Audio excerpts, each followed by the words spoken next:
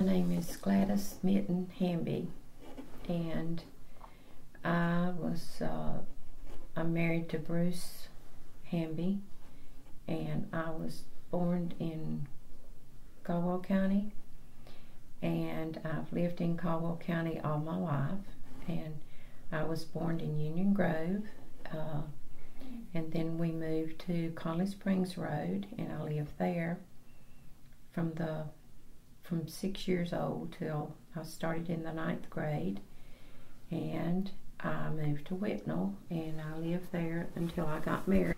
And so I was born August 24th of 39, and I'm Bruce Hamby, and I was born in April 9th, 1935, and I was born in Patterson. And I've lived in Caldwell County all my life. I went to Happy Valley High School, which I would walk from my home to school.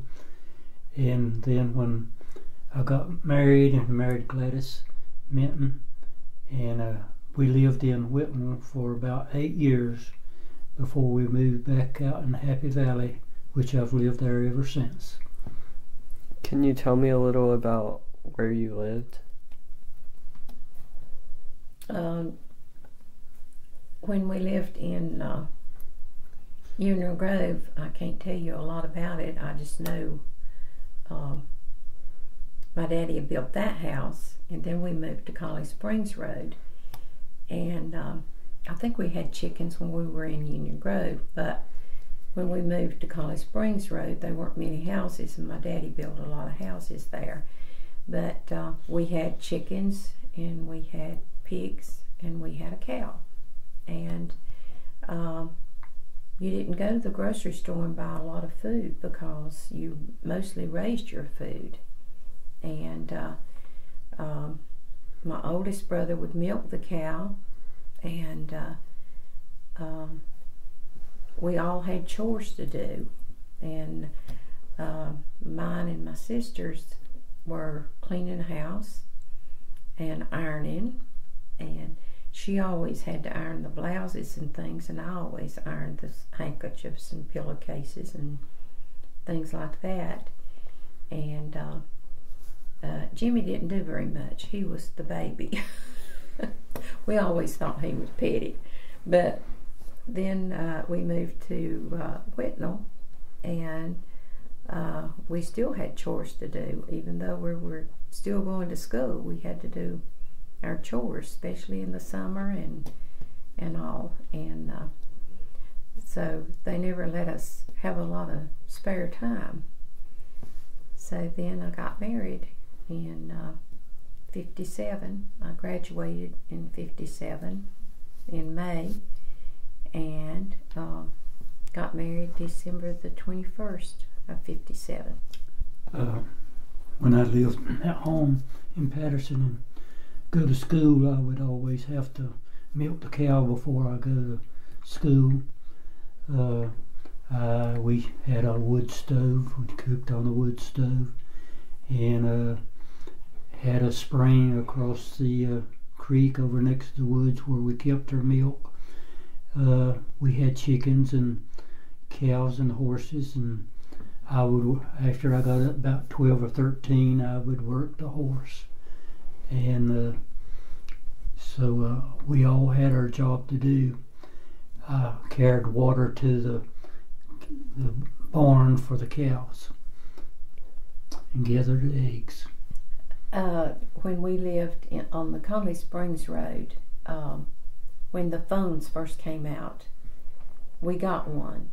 And then the superintendent of the Caldwell County Schools got one. And so we had people that came from Union Grove, North Catawba, Baton, everywhere to use our phone.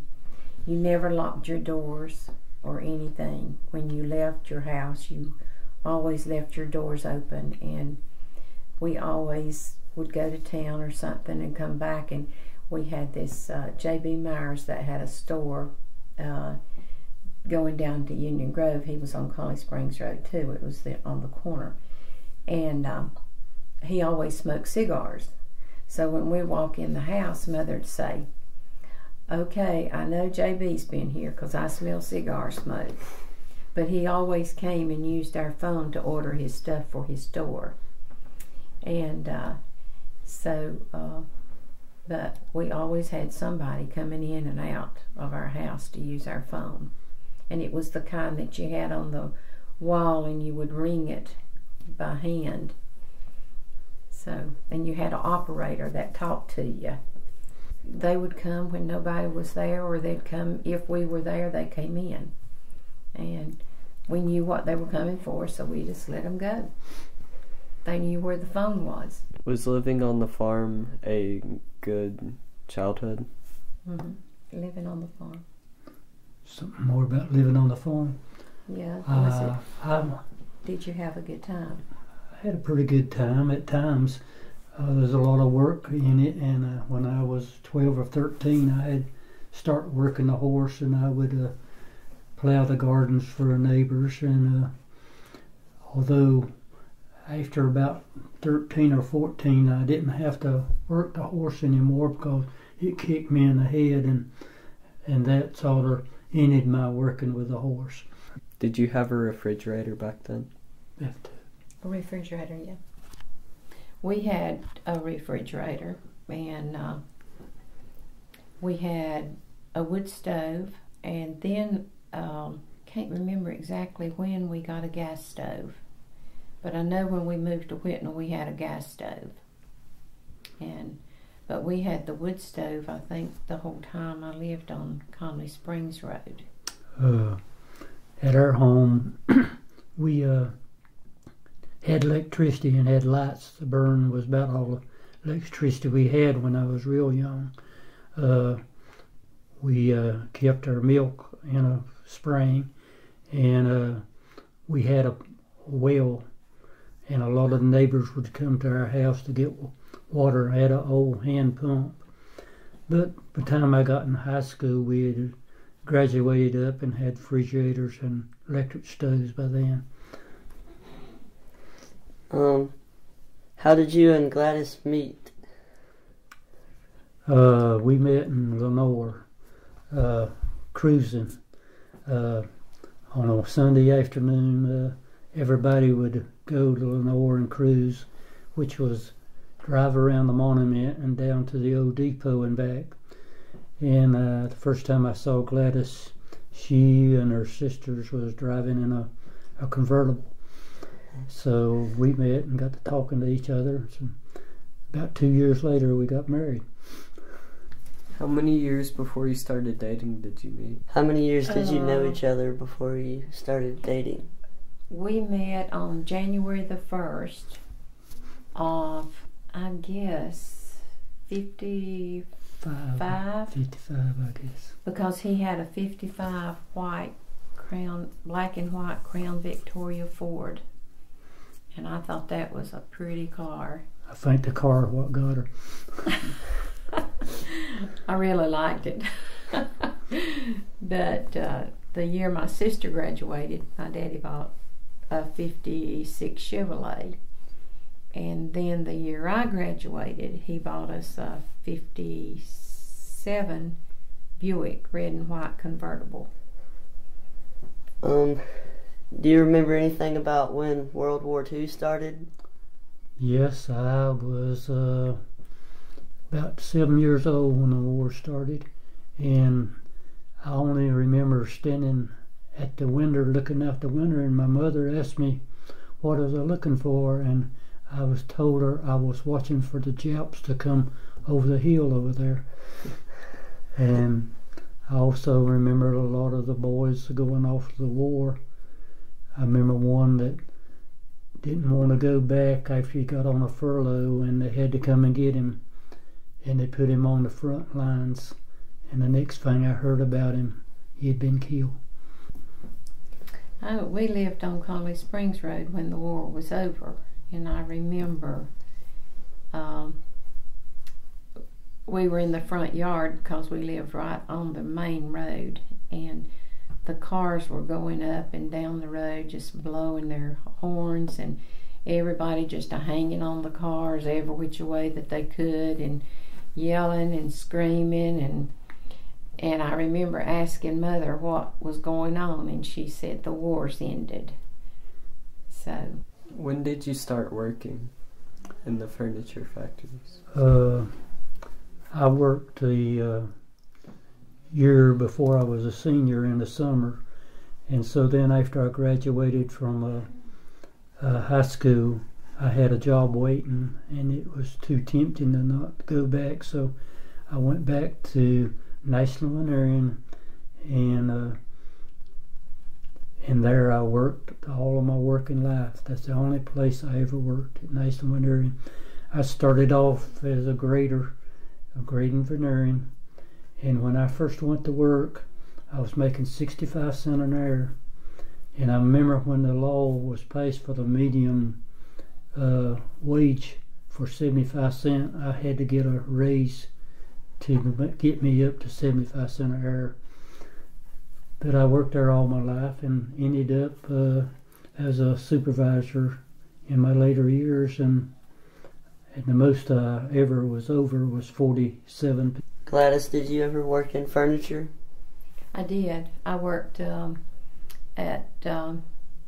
I graduated, I went to Huffman Finishing Company first, and when I was in high school, I worked in Rose's Dime Store on Saturdays. And then when I graduated, I went to Huffman's and worked there for about a year or two, and then I got pregnant and quit and stayed home with my children. And then I worked in personnel at Broad Hills Corporation, and I worked at Thomasville in personnel, and then I went to Quality Furniture Market selling furniture. So I used to put people to work to make furniture, and then I decided after about 20 years I wanted to go to work at and sell furniture. So we did, and I worked there, and then I worked at the furniture shop, and now I'm at Designer's Choice in Hickory. What steps do you think that made the furniture stores disappear, like them going out of business? The furniture, making the furniture shops. The decline of the furniture in North Carolina. Well, it's I think a lot of it was greed. People wanted to get furniture made for nothing, and they kept telling us, if it went overseas, they could make it cheaper. But the price never came down. It always went up when it got back here. And so I think it was just the big CEOs and all thought about more money than they did the people in the plants. Because those people worked hard for their money, and a lot of them worked from one week to the next for their paycheck to provide for their families. I sort of agree with the reason the furniture went away is for the companies to make more money, and more than likely they did make more money, but the people made less because they lost their jobs. The pay wasn't all that great in this area, but it did make a living for the people, and they did have most of what they wanted. About what time do you think the furniture started to decline? That was in probably 80s. Was it the mid-80s maybe? It started going down in the mid-80s, yes. We had, being in personnel, people from the inside of the plants would come to talk to me, and they would tell me, our furniture's going overseas, and we'd say, no, it's not. And then we would ask when we had dinners for the people, and they'd say, no, it's not going overseas. But then all at once it went overseas, and all the time it was going overseas. But the people in the plants knew what was going on all the time, and even though the people, the higher ups were telling us no, those people knew what was going on. Was it a sudden decline, or did it slowly start fading? It was, while they were taking people over to China and places to train them to do the jobs, it was kindly, you could tell that business was not that great. And so then, after they got all the training and everything, then's when they started selling the machines for them to take them overseas. And so if they ever brought it back, I don't know that we would have people that are talented enough to teach people how to do the carving and everything, because it went from the lumber yard from the log yard where Bruce worked, where they did the veneering and things and peeling the logs, and then where I worked, it would come from the log yard to the rough end, and then all the way through the plant until, they boxed it. And we had a rough end and a machine and room and sanding room and cabinet room, pre-assembly, finishing and shipping and all that. What is veneering? Veneering is a thin piece of wood that's cut on a rotary lathe. And where I work, we did not make the finished product of furniture. We made parts, veneering that was laid into plywood. And we also had electronic machines that would make chair backs and curved tabletops and things like that. But veneering is what makes a piece of plywood strong. You use a piece of veneering instead of a piece of lumber, and you got a stronger piece of wood. Selling furniture now, I have a lot of people say, I want veneer. And so I tell them, well, my husband worked at the veneer mill. I know what that is. And veneer is like wood on wood. And used to, the glue was not that great, but they got better glue and everything. So when you got wood on wood, that's better than chipcore or something. And but veneering used to, years ago, scared some people. A lot of people still want solid wood because they know it's real wood through and through. But when you get solid wood, a lot of times it will split. It will split and crack. You hardly ever get a piece of wood that is completely dry. And if it is, if you're in a house or somewhere where it gets moisture, it will expand and shrink according to the weather. And a solid piece will more than likely over years show cracks or check marks. And there's no way to repair that. What did your mom and dad do? Did they work in the furniture stores too? My daddy worked at Kent Coffee, and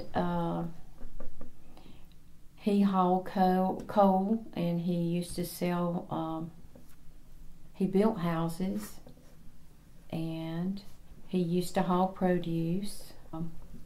He did a lot of different things. My dad worked in a cotton mill. He was sort of a supervisor, although he didn't have much education. He did have enough know-how to become a supervisor in the cotton mill. He also worked at Kenton Coffees, and even when I was very young, I'm known at the times he would walk from Patterson to Lenore just to work. And we had a tree in our backyard, a big maple tree, that he picked up a limb on the way home, walking one day for a walking stick, stuck it up in the yard, and it grew and made a great big tree. But he those are the main two things he did, was cotton mills and furniture factories. He worked in the cabinet room where they assembled the furniture. How many children did your mom and dad have? Do you have any brothers or sisters? I have 2 brothers and a sister. Billy is the oldest, and Ethel is the next to the oldest, and she's Ethel Pullier. She married Walter Pullier. And then I was the 3rd, and then Jimmy was the 4th, and he was the baby of the family. We also had, there's 4 young'uns in our family, including me, 2 boys and 2 girls. I was the 3rd in line. My oldest sister was Jolene Triplett. Jolene, she married J.C. Triplett. As I was saying, my brother-in-law was in the Second World War, and he was in 3 major campaigns: a European campaign, a North African campaign, and the Battle of the Bulge. He crossed the Rhine River before the bridge fell. There was 235 people in the troop that he went to war with. Only 35 came home. After he got out, he owned a plastic company and a carving company. And my youngest sister was Wanda, married Keith Suddeth. He was a vice president at Burl Hill and worked at some other factory. My brother Eugene was went in the Navy and spent a few years there and came back, and he went into the furniture, and he became a vice president at Hamby Furniture over purchases.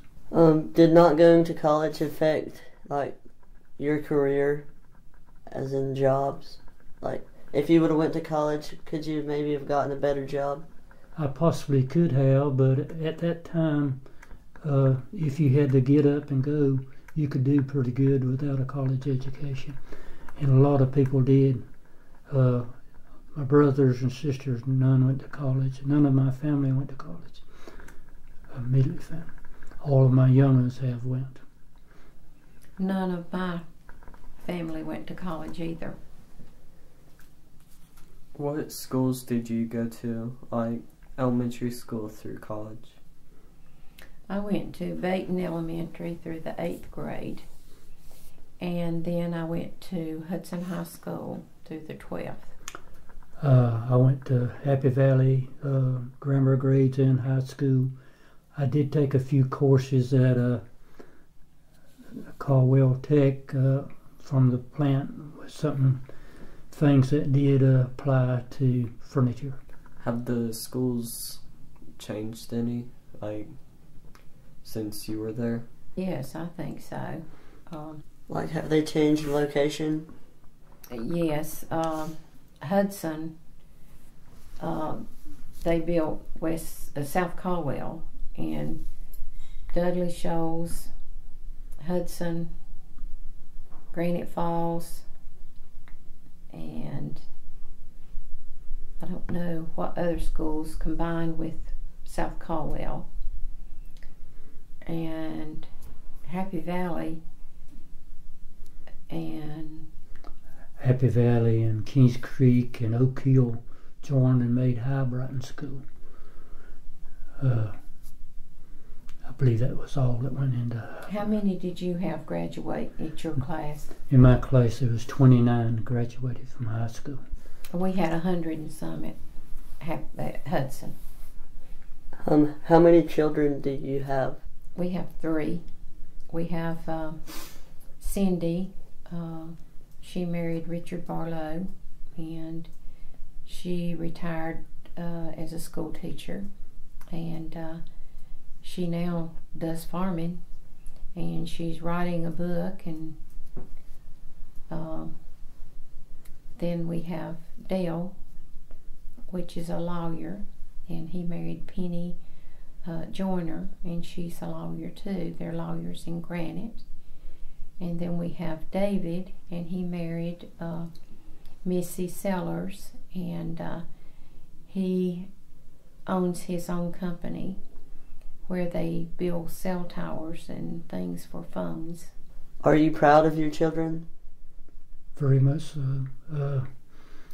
As I told them all when they was young that they was all going to college, and I might not pick the school they was, but they definitely was going to college, and they've all did very well. Made more money than I ever will. Bruce always felt like if he gave them a college education, that what they did with it was up to them. He said that he felt like he had done his part. And so he bought land, and saying if they were going to go to college, he could sell the land and pay for their college. But the land he bought, he never had to sell it because he had other means of doing that. So, how many pieces of land do you still own? At this time I got deeds for 8 pieces.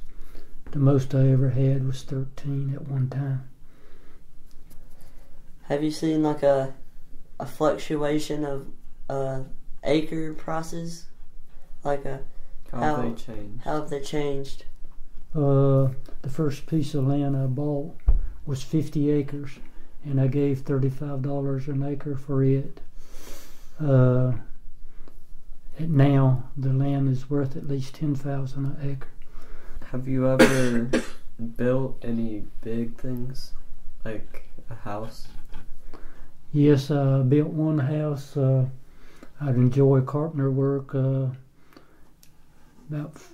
10 years before I retired, I drawed the plans of a house and had some land and built a house on it. Did most of the work myself, and I did not do the wiring or laying the rock for the chimney, but it was a 2-story house. I really enjoy it, and I still enjoy carpenter work on the side. he was going to take 5 years to build the house, and every time he did something, he said, well, I got to do this. So he had to do a little bit more, and he wanted to get the roof on, and then he just kept pushing and pushing, and he had it done in, what? Year and a half. Did you ever think about quitting, like building it? Quitting. No, he wanted to finish it. Oh. He kept wanting to see what it's going to look like. And he had the fireplace. He had this fella to lay the rock and everything for his fireplace.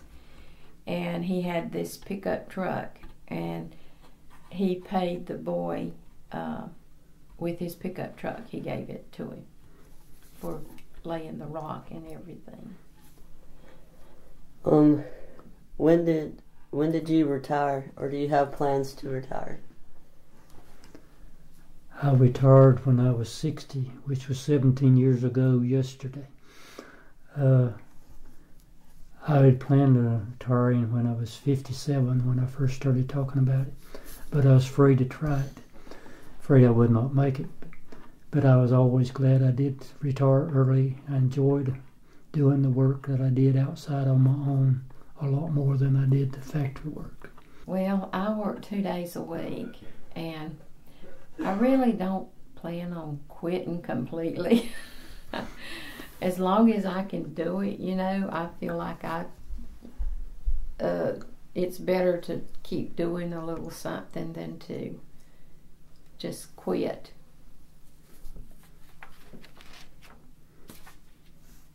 Do you ever plan on building, like, since you enjoy carpentry, do you ever think of doing a big project again like that? I've been planning on and thinking I might start another house in Buffalo, next to Buffalo Creek. I got a beautiful site for a house, but my age, I know I cannot do the work I used to do, and I'm a little afraid to start it, afraid I will not get to do as much work as I want to. But I really would like to.